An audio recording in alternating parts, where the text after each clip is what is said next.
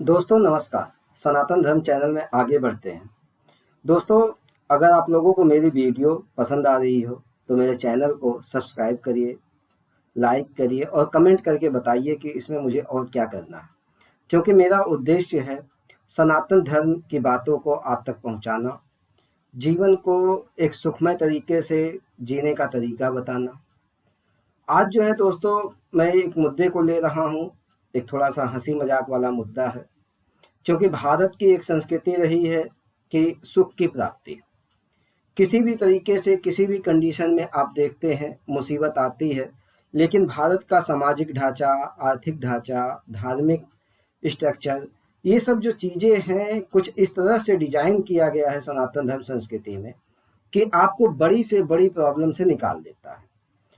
दोस्तों, आप लोग जानते हैं कि भारत की जो संस्कृति है, भारत का जो धर्म है, भारत का जो सनातन कल्चर है, आप देखेंगे कि उसमें अंततोगत्वा एक आत्मिक सुख की बात की गई है। दुख आता है थोड़े समय के लिए रहता है, या दुख आएगा थोड़े समय के लिए रहेगा, फिर उसके बाद जो है वो अंधेरी काली जो है कि रात चली जाएगी, फिर आपके सामने एक सुख की प्राप्ति होगी। जैसे आप लोग देखते होंगे कि भारत में बहुत सी ऐसी चीज़ें बनाई गई हैं कि आप उसमें आपको पता ही नहीं चलता है कि ये प्रॉब्लम हमारे सामने आई थी, थोड़े समय के लिए होता है। जैसे घर में शादी विवाह से लेकर जो मृत्यु भोज तक होता है, उसका ऐसा ही डिजाइन किया गया है। शादी विवाह में आप देखिए लगभग महीनों भर पहले से शादी की तैयारियां शुरू हो जाती हैं, और धीरे धीरे करते करते 2-3 महीने तक जो है कि शादी का कार्यक्रम चलता है। इसी तरह से जब किसी की मृत्यु होती है, यानी शोक का समय होता है, तो उस तरह से बनाया गया है कि लोग आपके यहाँ आते हैं। 13 दिन का जो कार्यक्रम होता है, 13वीं तक का, वहाँ तक जो है जाते जाते लोग अपने दुखों को भूल कर फिर से काम धंधे में लग जाते हैं। यानी अपने के जो सबसे प्रिय व्यक्ति है उसके खोने का जो गम था वो धीरे धीरे भूल जाते हैं। इसी तरह से आप देखते हैं कि बहुत से लोग हंसी मजाक करते रहते हैं।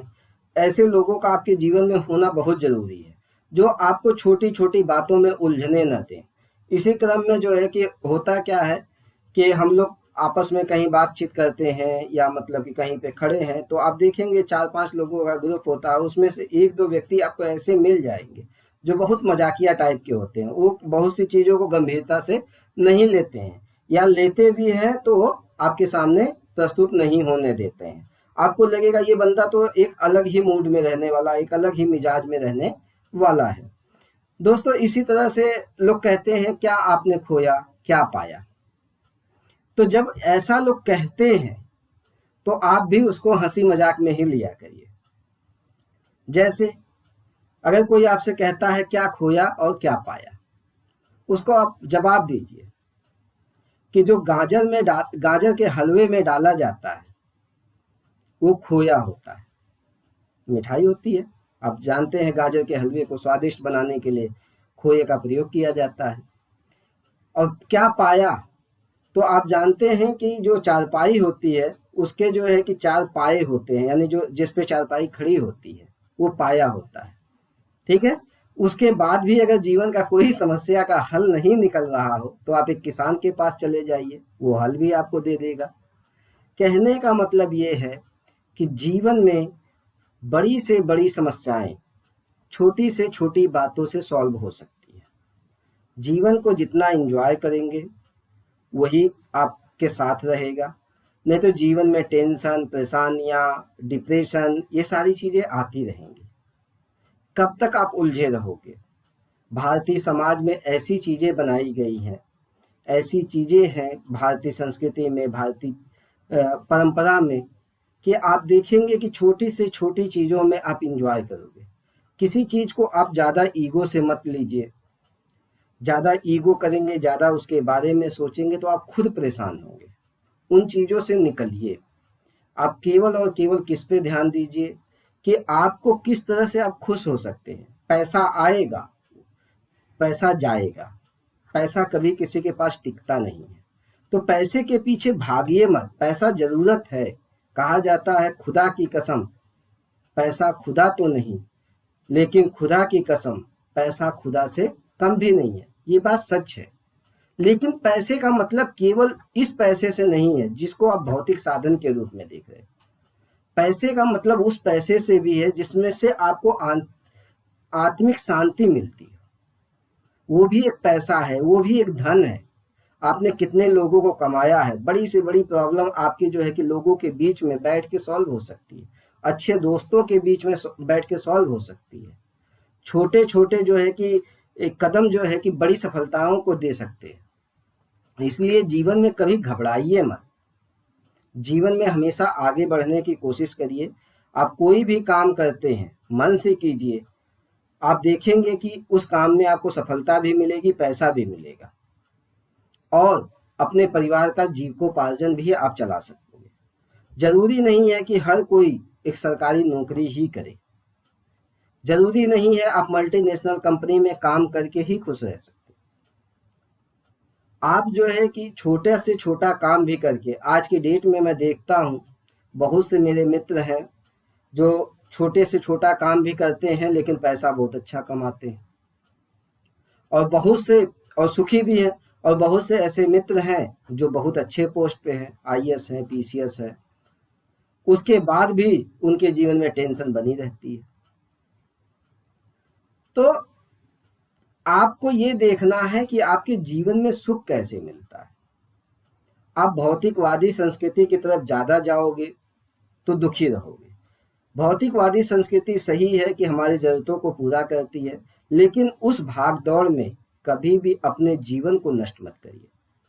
भारत की जो सनातन संस्कृति है उसमें जीवन के सुखों के विषय में बताया गया है। क्योंकि आज जो आप संस्कृति को देख रहे हो, वेस्टर्न संस्कृति को, जिस बिकनी कल्चर को देखकर आप खुश होते हो, वो बिकनी कल्चर हमारे यहाँ बहुत पहले ही लागू था। आप देखेंगे कि जो हमारे यहाँ अप्सराएं हुआ करती थी, जो मतलब कि डांस किया करती थी, वो भी क्या था, वही सब चीज था। जब हमारी संस्कृति में वो सारी चीजें देखी गई कि ये भी एक सुख नहीं दे सकता है, तब का क्या हुआ कि हम आत्मिक सुख की तरफ बढ़े। हमने दर्शन की बातें की, अपने आप से बातें की, और आप देखोगे जब आप अपने आप से बातें करते हो तो बहुत सी समस्याओं का समाधान निकल जाता है। आप लोग जानते होंगे महात्मा बुद्ध के विषय में। महात्मा बुद्ध को उनके पिताजी राजसी सुखों में लगाना चाहते थे, सांसारिक सुखों में लगाना चाहते थे, और इसी क्रम में उन्होंने क्या किया, एक दिन जो जो नर्तकियों का गायन हो रहा था, वो सुख जो है कि ले रहे थे महात्मा बुद्ध, और उस सुख को लेते लेते नर्तकियां डांस कर रही हैं, नाच रही हैं, उसी बीच में वो सो जाते हैं। और जब नर्तकियां देखती हैं कि महात्मा बुद्ध सो गए हैं, उस समय उनका नाम महात्मा बुद्ध नहीं बल्कि सिद्धार्थ हुआ करता, सिद्धार्थ सो गए हैं, राजकुमार सो गए हैं, तो वो भी सो जाती हैं।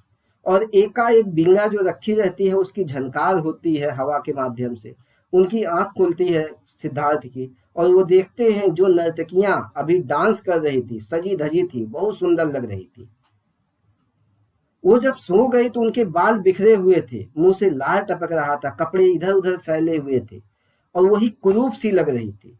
सिद्धार्थ डर जाते हैं, कहते हैं ये किस चक्कर में मैं पड़ा हुआ, ये तो सुख का माध्यम नहीं है। वो डिसाइड कर लेते हैं कि हमें घर छोड़ना है आत्मिक सुख के लिए। वो चले जाते हैं, घर छोड़ देते हैं, अपना राजमहल छोड़ देते हैं, जाते हैं, तपस्या करते हैं, और संसार को दुखों का कारण बताते हैं। तो ये सारी चीजें भारतीय संस्कृति में बहुत पहले से रही है। जब तक आप आत्मिक सुख नहीं प्राप्त कर लोगे तब तक आप सुखी हो ही नहीं सकते हो, चाहे आपके सामने करोड़ों रुपया, अरबों रुपया रख दिया जाए। तो आप अपनी इस महत्वाकांक्षा को शांत करिए। आगे बढ़ना जरूरी है, अपने बच्चों का, अपने परिवार का, अपने समाज का पालन पोषण करना बहुत जरूरी है, लेकिन उसके लिए खुद को डिप्रेशन में आप ले आए और साथ से ग्रसित हो जाए और एक दिन आत्महत्या जैसी जो है घटनाएं आपको करनी पड़े, ऐसा कल्चर मत बनाइए। अपना आत्मिक सुख की तरफ बढ़िए। धन्यवाद मित्रों।